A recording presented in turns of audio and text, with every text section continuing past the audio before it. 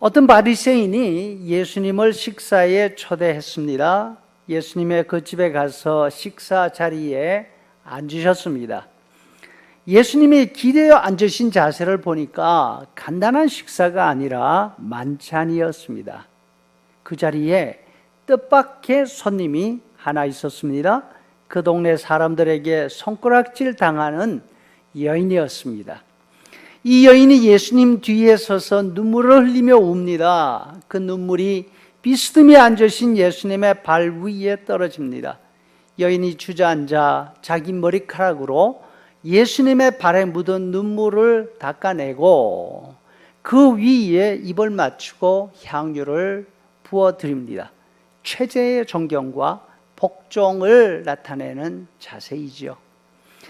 바리새인들은 자신과 같은 사람들을 거부합니다. 세리자 요한은 와서 사람들의 죄를 지적했습니다. 예수님은 자신과 같은 죄인들에게 친구가 되어 주셨습니다. 거부하지도 꾸짖지도 않으시고 오히려 위로해 주셨습니다. 사람들의 입에서 죄인의 친구라는 비난을 받으시면서도 말입니다.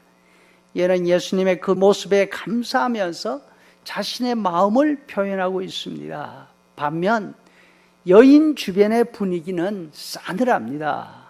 처음에는 저 사람이 여길 왜 왔는가 쳐다보다가 여인이 예수님의 발에 입을 맞추고 향유를 붓자 그 비난의 눈초리가 예수님께로 향합니다.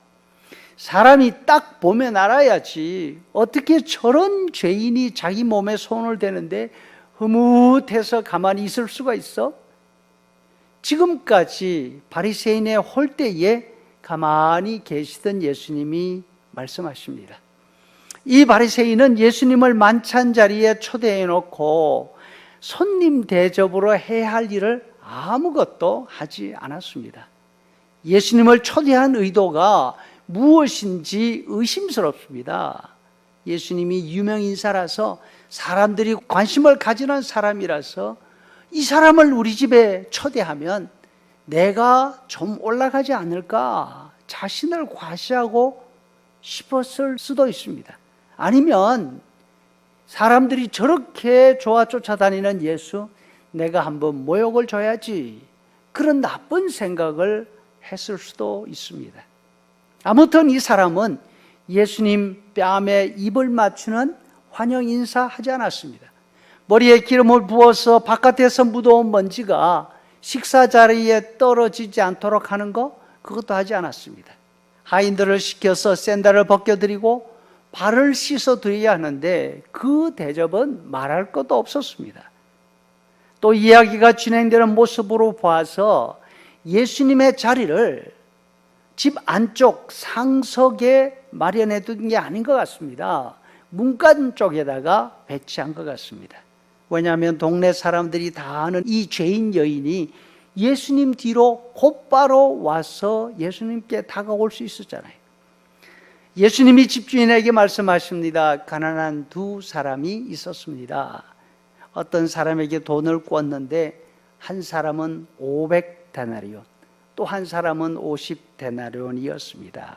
그런데 두 사람 다 그 돈을 갚을 형편이 되지 못해서 돈 주인이 다 빚을 면제해 주었습니다. 시몬 당신 생각에는 둘 중 누가 주인에게 더 고마운 마음을 가지고 있겠습니까? 집주인이 대답합니다. 그야 당연히 많이 면제받은 사람이지요.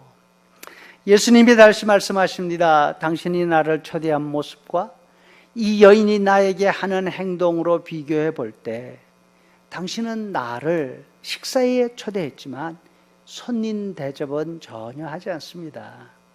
반면 이 여인은 자기 집도 아닌 당신 집에서 나를 기다리고 있었습니다.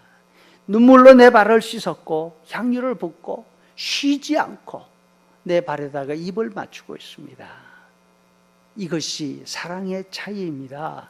많이 용서받은 사람은 많이 감사하고 사랑하게 되어 있습니다.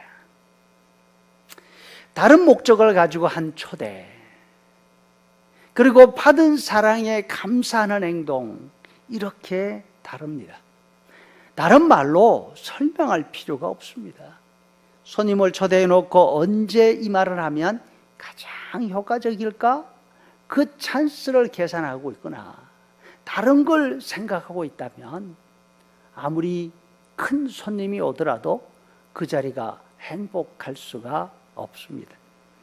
반면 손님이 온다는 소식을 듣고 기다리고 있다가 그 손님이 와서 자신과 한 자리에 있는 것만으로 만족한다면 그 자리에 있는 매 순간이 얼마나 기쁘고 행복하겠습니까?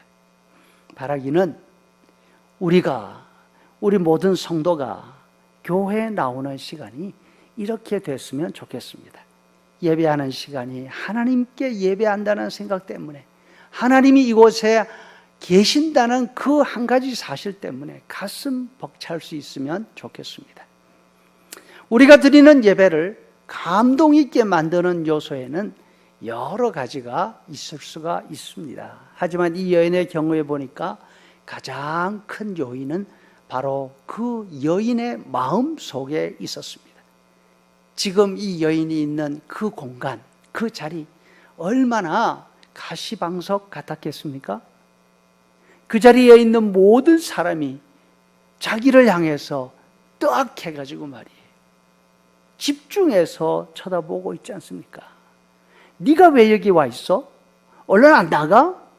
말은 하지 않지만 말 없는 소리가 온 방언을 꽉꽉 채우고 있지 않았겠습니까? 그러나 이 여인은 예수님과 함께 있다는 사실 그 하나로 눈물을 흘리고 있습니다. 이런 감격이 우리가 예배당에 와 있는 시간마다, 예배하는 순간마다 우리에게 있으면 우리가 예배하는 그 순간, 교회에 와 있는 그 순간이 얼마나 행복하고 기쁜 시간들이 될까요? 이 큰 복이 저와 여러분에게 있기를 축복합니다.